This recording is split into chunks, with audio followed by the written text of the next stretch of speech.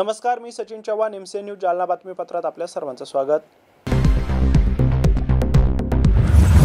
या बातमीपत्राचे प्रायोजक आहेत संजीवनी मल्टी स्पेशालिटी हॉस्पिटल, आपल्या आरोग्याची संजीवनी, the skill to heal, the speed to care. 20 सप्टेंबर 2025 रोजी पोलीस मुख्यालय जालना येथे अजय कुमार बन्सल, पोलीस अधीक्षक जालना यांच्या मार्गदर्शनाखाली 2000 झाडे लावण्यात आली आहे।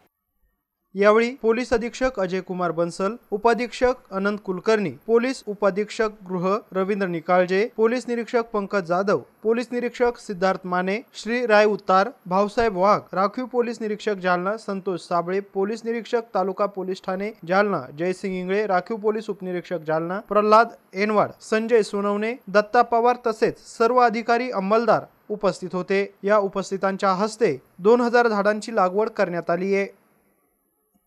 मुसळधार पावसाने जालना जिल्ह्यातील हजारो हेक्टर क्षेत्रातील पिके पाण्याखाली गेली होती। या जिल्हा प्रशासनाने काही भागातील पंचनामे करायला सुरुवात केली, तर काही भागात अतिवृष्टी झाली असताना सुद्धा पंचनामे झाले नाही। त्यामुळे वंचित बहुजन आघाडीचे जालना जिल्ह्याचे युवा जिल्हाध्यक्ष विजय लहाने यांनी आपल्या शेकडो कार्यकर्त्यांना सोबत घेत जिल्हाधिकारी अशिमा मित्तल यांचे दालन गाठत आमदार आणि त्यांच्या बैठकीच्या वेळी थेट कॅबिनमध्ये घुसून जाब विचारत निवेदन दिले।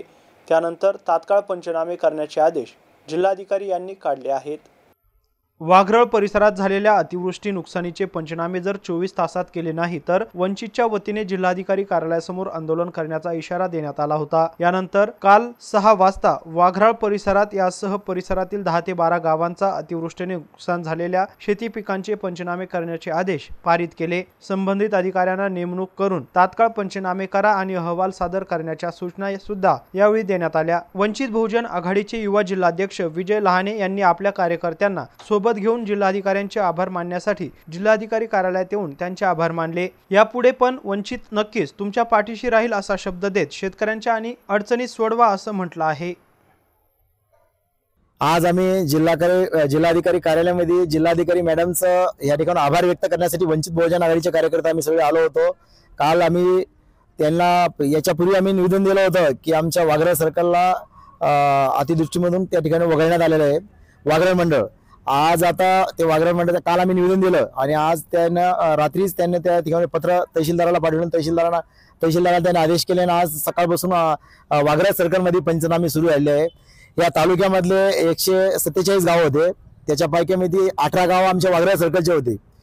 त्याच्यामध्ये वाघरळ होतं, पॉपर, गोंदेगाव होतं, माळेगाव होतं, माळशेंद्रा होतं, वंजारोमरत होतं, तांदळवाडी होती, निधाना होता, पिरपिंपळगाव होतं, वरखेड होता, पोखरी होती, इंदलकरवाडी होती, कुंभेफळ होतं। असे आमचे 18 ते 19 गाव या वाघरळ सर्कलमधले होते, ते या अतिवृष्टीमधून वगळण्यात आलं होतं। आणि आम्ही काल आमदाराच्या आणि कलेक्टरच्या मीटिंगमध्ये घुसून त्या ठिकाणी वंचित बहुजन आघाडीने काल आक्रमक घेता जिल्हाधिकारी मॅडमच्या आतमध्ये कॅबिनमध्ये जाऊन आम्ही त्या ठिकाणी निवेदन दिलं। आमच्या निवेदनाचं त्यांनी ताबडतोब दखल घेऊन तातडीने मॅडमने ते आदेश पारित केले आणि आम्हाला शेतकऱ्याला चांगलं वाटलं आणि आम्ही वंचित बहुजन आघाडीचे संपूर्ण कार्यकर्ते त्यांचे आभार व्यक्त करण्यासाठी आणि त्याचं स्वागत करण्यासाठी आम्ही फुलाची गुच्छ घेऊन येतो। वंचित बहुजन आघाडीचे संपूर्ण कार्यकर्ते आले होते। असंच काम आता त्यांनी पुढे बी शेतकऱ्यासाठी असेच कामं करत राहा, आम्हाला मागणी करायचं काम करू देऊ नये हेच बोलण्यासाठी आणि मॅडमला शुभेच्छा देण्यासाठी आम्ही आलो होतो। आणि वंचित बहुजन आघाडीच्या वतीने पुन्हा एकदा मॅडमला आम्ही जिल्हाधिकारी मॅडमला शुभेच्छा देतो। जालना शहरातील एका मंगल कार्यालयात जालना जिल्हा साऊंड लाईट आणि जनरेटर असोसिएशनची एक महत्त्वपूर्ण बैठक पार पडली आहे। या बैठकीत शासनाने साऊंड सिस्टमवर घातलेल्या बंदी आणि त्यामुळे निर्माण झालेल्या समस्यांबाबत सखोल चर्चा करण्यात आली आहे। या बैठकीला जिल्ह्याच्या सर्व तालुक्यामधून शेकडो साऊंड लाईट आणि जनरेटर व्यावसायिक चालक आणि मालक उपस्थित होते। व्यावसायिकांनी आपल्या व्यथा मांडताना अनेक गंभीर प्रश्न उपस्थित केले। साऊंड व्यवसाय करणाऱ्या अनेकांनी कर्ज काढून हा व्यवसाय सुरू केला, त्यावरच आता त्यांचा उदरनिर्वाह अवलंबून आहे। व्यवसायावर अचानक बंदी आल्यामुळे अनेकांची कुटुंबे आर्थिक अडचणीत आली आहेत।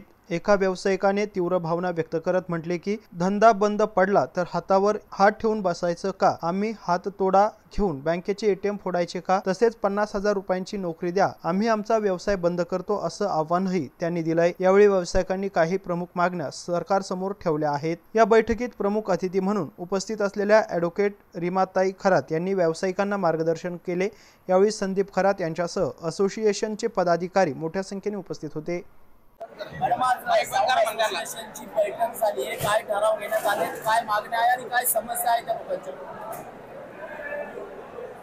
हे जे जिल्हाध्यक्ष आहेत असोसिएशनचे सुनील भाई यांनी या असोसिएशनच्या संघटनेसाठी आज मला बोलवलेलं आणि यांचे बऱ्याच दिवसाचे बरेच प्रॉब्लेम चालू आहेत। वास्तविक पाहता हे जे बंदी म्हणतात खऱ्या अर्थानं डीजेवर बंदी आलेली नाहीये। फक्त सुप्रीम कोर्टाचा आदेश होता की डीजे मुक्त गणेश उत्सव व्हावा म्हणून। वास्तविक पाहता कुठल्याही स्वरूपाची बंदी आलेली नाही, मात्र पोलीस प्रशासन ही दादागिरी करत आहे बंदी आहे म्हणून। म्हणजे जेव्हा हे एसपी वगैरे यांना भेटतात तेव्हा एसपी सांगतात की ठीक आहे तुम्ही तुमच्या 75 डेसिबल मध्ये तुम्ही डीजे वाजवू शकता, आणि जेव्हा पोलीस प्रशासनाकडे पीआय कडे जेव्हा जातात हे आणि परमिशन मागतात तेव्हा त्यांना हेतुपुरस्सर परमिशन दिल्या जात नाही। का तर म्हणे लोकांना त्रास होतो। आता इथे असंख्य डीजे व्यावसायिक पूर्ण जालना जिल्ह्याचे डीजे व्यावसायिक आलेले आहेत आणि प्रत्येक डीजे व्यावसायिकांशी आमचं बोलणं झालेलं आहे। डीजे व्यावसायिकांना आम्ही विचारले की तुम्ही कंटिन्यू जर डीजे व्यवसायामध्ये आहात तर सर्वप्रथम तिथे तर तुम्हीच असता, तुम्हाला किती लोकांना आतापर्यंत मेडिकल प्रॉब्लेम उपलब्ध झालेले आहेत? कुठल्या डीजे व्यावसायिकांना प्रॉब्लेम झालेले नाहीत आतापर्यंत। आणि डीजेच्या वाजवण्यामुळे जर प्रॉब्लेम येत असतील काही प्रमाणात तर मला एक सांगा की हे जे गुटखा माफिया चाललेला आहे, हे गुटख्याने पूर्ण शहर पूर्ण महाराष्ट्र ग्रासलेला आहे। असं असताना वारंवार मी स्वतः एसपी कडे आयजी कडे वारंवार मागणी केलेली आहे। आता आपण बघतो हे जे जयस्वाल आहेत, जयस्वालचा जो काही गुटखा प्रकरण आहे कंटिन्यू त्यांच्यावर गुन्हे दाखल होतात आणि कंटिन्यू जो काही कंटेनर इथे शहरामध्ये येतात तरी सुद्धा त्यांचा एखादा गुन्हा दाखल झाला की लगेच त्यांना बेल भेटते, त्यांना कुठे तडीपार केलं जात नाही, त्यांच्यावर कुठे एफपीडी लावल्या जात नाही किंवा त्याच्यावर कुठल्याही प्रकारची बंदी घातल्या जात नाही। मात्र जे जन्म उत्सवापासून अगदी प्रत्येक उत्सव साजरा करतात अशा उत्सव साजरा करणाऱ्यांना जो काही विरोध प्रशासनामार्फत केला जातोय हा विरोध अतिशय चुकीचा आहे। कारण हा व्यवसाय हा एक काही गाणे बजावणी नाहीये, हा पोटा पाण्याचा प्रश्न आहे ज्याच्यामध्ये लोकांनी असंख्य पैसा टाकलेला आहे। 30-40 लाख रुपयांनी टाकलेले, कुणी शेती विकलेली, कुणी कर्ज घेतलेले, आणि अशा परिस्थितीमध्ये जर वास्तविक पाहता डीजेला बंदी नसताना सुद्धा जर यांना परमिशन दिलं जात नसेल तर मग ह्या लोक सामूहिक आत्महत्या करावी का? या लोकांचं आयुष्य उद्ध्वस्त करण्याचं प्रशासनाने ठरवलेलं आहे। जेव्हा हे निवडून येतात, जेव्हा आमदार खासदार मंत्री म्हणून निवडून येतात तेव्हा त्यांना त्यांचा उत्सव सेलिब्रेट करण्यासाठी हे असतात, तेव्हा डीजे व्यवसाय तेव्हा त्यांना चालत असतो। परंतु वास्तविक पाहता जेव्हा डीजे व्यावसायिकांना खरी गरज असते, कारण गणेश उत्सव येणार असेल तर यांच्यासाठी आनंद उत्सव असतो की आता आपला धंदा चालू, हा एक सीझन असतो, या सीझनची ते वर्षभर वाट बघत असतात आणि प्रशासन काय करतं या सीझनवर त्यांचं विरोधन टाकतं आणि बंदी म्हणून त्यांना शांत बसून देतं। मग अशा प्रकारे जर डीजे यांना जर वाजवू द्यायचे नसेल तर सगळ्यांचे डीजे गव्हर्नमेंटने जप्त करून घ्यावेत आणि सरळ त्यांना पेमेंट देऊन त्यातून मुक्त करावं की तुम्ही डीजे जमा करा, हे तुमचं पेमेंट करा। म्हणजे हा प्रकार असा आहे की गुन्हा घडण्यापूर्वीच गुन्हा घडेल ह्या भीतीने ह्या लोकांवर बंदी आणणं। ठीक आहे, तुम्ही तुमचे काही शर्ती आहेत, अटी आहेत, नियम आहे, ह्या सगळ्या नियमाच्या अधीन राहून डीजे व्यावसायिक डीजे वाजवायला तयार आहेत। ठीक आहे ना, जर त्यांच्याकडून तुमचं जे काय 75 डेसिबलचं असेल, आता डेसिबल म्हणजे काय तर साधा आम्ही बोलत असताना एका जणांनी मला आणून दाखवलं की आमच्या बोलण्याचा आवाज 100 डेसिबलच्या वर चाललेला होता आणि जे आहे तर यांचं म्हणणं की 75 डेसिबलच्या आत चालवावा। आता विषय असा आहे की आम्ही एसपी साहेबांना भेटणार आहोत की आम्हाला बंदी आहे का। मुद्दा इथून सुरुवात होतो की बंदी आहे का, बंदी असेल तर तुम्ही लेखी द्या, आम्ही कोर्टात त्या बंदीच्या विरुद्ध जाऊ। आणि जर 75 डेसिबलच्या आतच चालू असं तुमचं म्हणणं असेल तर ते डेसिबल वाढवून घेण्यासाठी आम्ही कोर्टात जाऊ। आणि जर बंदी नसेल आणि 75 डेसिबलच्या वर जर हे लोक जात असेल तर तुम्ही गुन्हे दाखल करा ना। तुम्ही जसे हे गुटख्याचे गुन्हे दाखल करता, दारूचे गुन्हे दाखल करता, हे जे अवैध धंदे चालतात याचे गुन्हे दाखल करता, मग तुम्ही ते होऊ देता आणि नंतर गुन्हे दाखल करता। मात्र इथे होईल, रोडवर गेल्यानंतर ऍक्सिडेंट होईल म्हणून तुम्ही गाड्या विक्री करणार नाहीत का किंवा गाड्यांना तुम्ही परमिशनच देणार नाहीत का? हा तोच प्रकार आहे की गुन्हे होतील ह्या भीतीने अक्षरशः डीजे व्यावसायिकाकडे आरोपी म्हणूनच पाहिला जातो की हे कुख्यात आरोपी दिसतात त्यांना।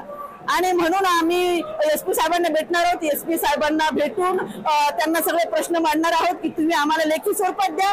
जर ह्यांचा आवाज मोठा असेल तर डेसिबल मध्ये बसत नसेल तर तुम्ही त्यांच्या विरुद्ध गुन्हे दाखल करा आणि जर आम्हाला डिसिबल वाढवून घ्यायचं त्यासाठी आम्ही कोर्टात जाऊ, परंतु या साऊंडवाल्याचा साऊंड होणं गरजेचं होतं, यांचा आवाज प्रशासनाच्या कानापर्यंत सुद्धा पोहोचवणं गरजेचं होतं।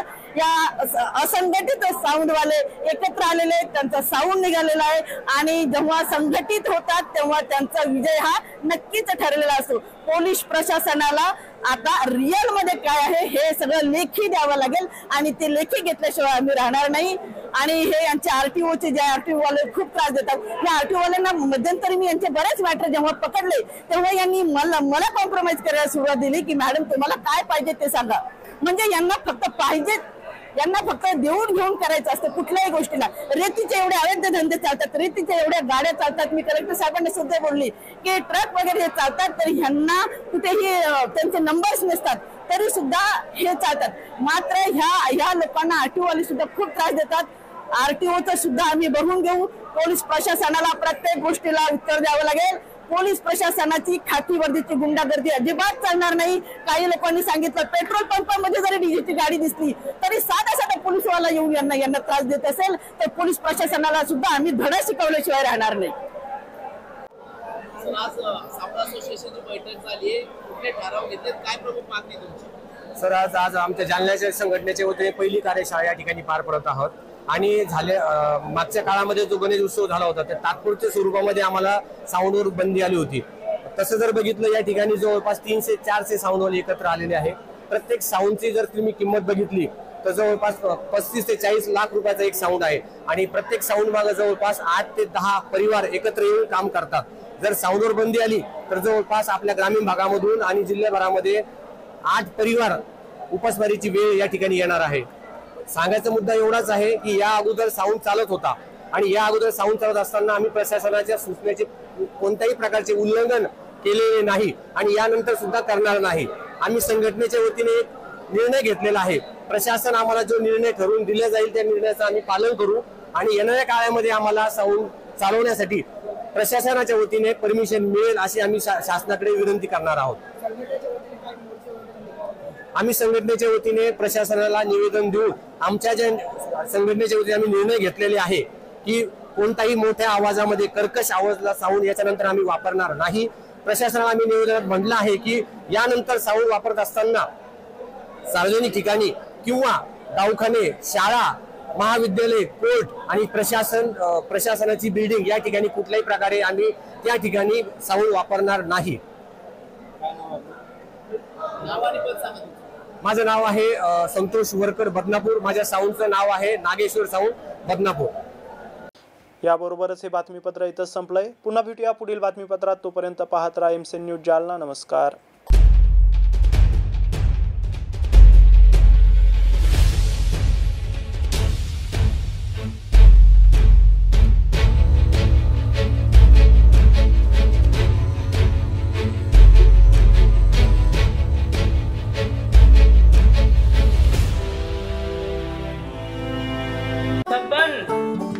आपको कलेक्टर साहिबा के हाथों से इनामी घर मिल रहा है। आपका घर बहुत सुंदर होगा ना? अरे नहीं बेटा, हम तो बहुत छोटे आदमी हैं। चाचू डोंट वरी, मैं बड़ी होकर आपके लिए और सबके लिए मजबूत और सुंदर घर बना के दूंगी। कालिका सरिया लाना मत भूलना। कालिका टीएमटी सरिया कंक्रीट से करे मजबूत जोड़ और भूकंप, जंग, आग से लड़कर घर को दे दीर्घायु। कालिका सरिया मैं भूली नहीं। बेटिया आप कलेक्टर। कालिका टीएमटी, फैसला जो मजबूत हो। संजीवनी मल्टी स्पेशालिटी हॉस्पिटल, ऋषि park, Ambar चौफुली, Jalna.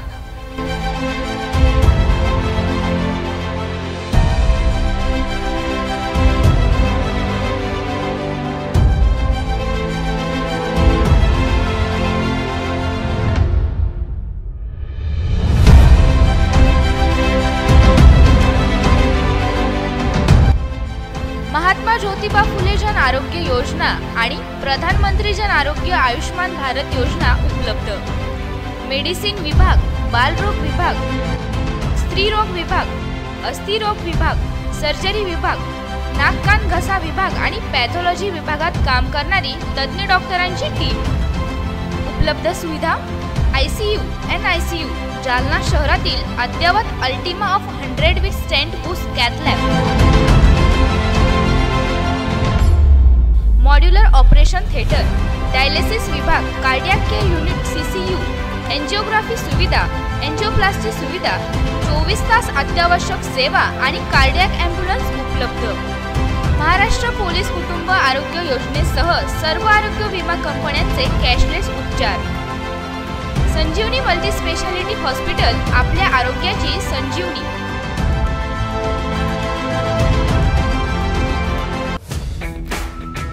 Kothari international dream school CBSE pattern. शैक्षणिक वर्ष 2025-26 साठी प्रवेश देणे सुरू. शैक्षणिक वर्षासाठी LKG ते 9वी पर्यंत ऍडमिशन सुरू. आमचे वैशिष्ट्य, जालना शहरातील पहिली हायटेक वायफाय कॅम्पस असलेली इंग्लिश शाळा, डिजिटल क्लासरूम आणि iPad सुविधा उपलब्ध, वातानुकूलित क्लासरूम, बस सुविधा देखील उपलब्ध, क्षेत्र भेट आणि गेस्ट लेक्चर, विद्यार्थ्यांचा सर्वांगीण विकास. NCERTच्या धर्तीवर CBSE पॅटर्नची सुविधा उपलब्ध. अनुभवी शिक्षक वृंद, प्रशस्त क्लासरूम आणि प्रशस्त मैदान, रोबोटिक्स आणि कोडिंग यासह अनेक सुविधा विद्यार्थ्यांसाठी उपलब्ध. आपल्या मुलाच्या उज्ज्वल भविष्यासाठी एकदा अवश्य भेट द्या.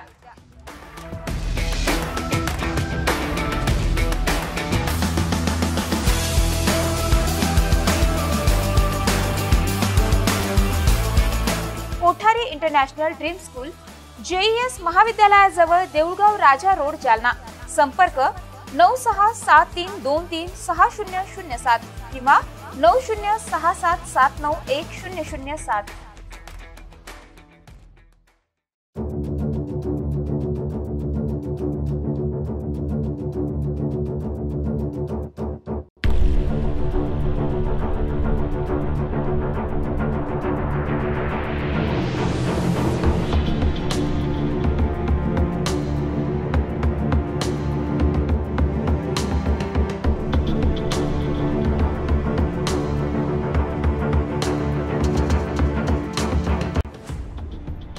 जालना शहर महानगरपालिका जालना यांच्यातर्फे जाहीर आवाहन. पावसाळ्याचे दिवस आले तरी आपल्याकडे होणारा पाणी पुरवठा स्वच्छ शुद्धीकरण करूनच करण्यात येतो.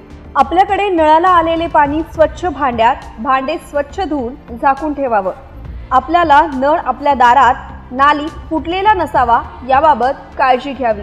शहरात सध्या अधिकृत नळ कनेक्शन शोध मोहीम सुरू आहे. आपला नळ अधिकृत असेल तर आपल्यास अधिकृत नळ नियमित करण्यासाठी नोटीस आली असेल तर दंडाची रक्कम तात्काळ भरणा करावी. आपण दंडाची रक्कम न भरल्यास आपणावर पोलिसात गुन्हा दाखल करण्यात येईल याची नोंद घ्यावी. महानगरपालिकेची कोणत्याही नागरिकावर गुन्हा दाखल करण्याची इच्छा नाही, मात्र आपण दंडाची रक्कम भरली नाही तर नाईलाजाने आपणावर गुन्हा दाखल करण्यात येईल याची आपण नोंद घ्यावी. याकरिता सर्व नागरिकांनी वरील बाबींचे तंतोतंत पालन करावे आणि महानगरपालिकेस सहकार्य करावे.